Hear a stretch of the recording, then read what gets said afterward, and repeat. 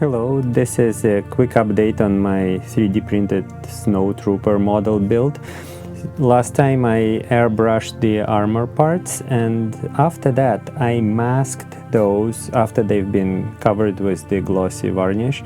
I masked those with this masking tape. So this is the body and the kind of torso and the head unit. Also there are some armor panels on the lower body, so the knee pads, and also some armor on the forearms and the hands.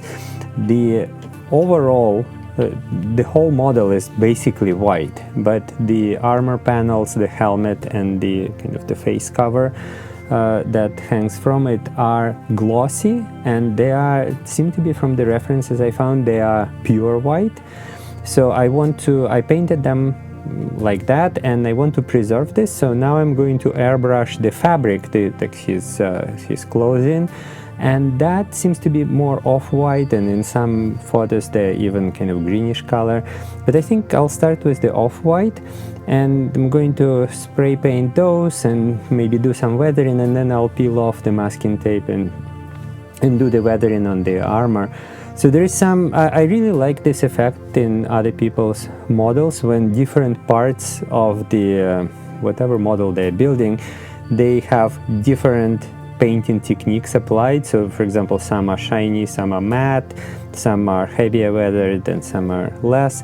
I think that adds a lot of structure and detail. There is a little bit of danger with that. I had a chance to judge some of the models at the last year model show, and some of the criteria that we applied was so-called consistency. This is that the different elements of a model should have consistently shown kind of style or degree of wear or weathering.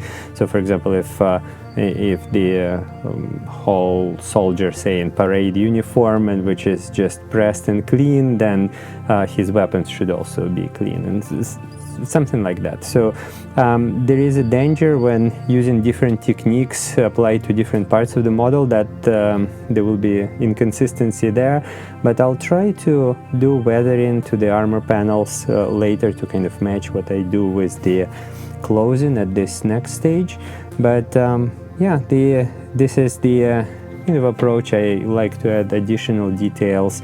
These parts are all printed as one. For example, the lower body, it's all one part, but by painting it differently and masking parts that kind of to preserve the different stages of the process, and then applying different technique to subsequent passes, that adds this kind of layered structure, which makes the entire effect, if it's successfully done, it makes the entire model appear kind of more complex than what it really is at the printing stage. So stay updated for the result.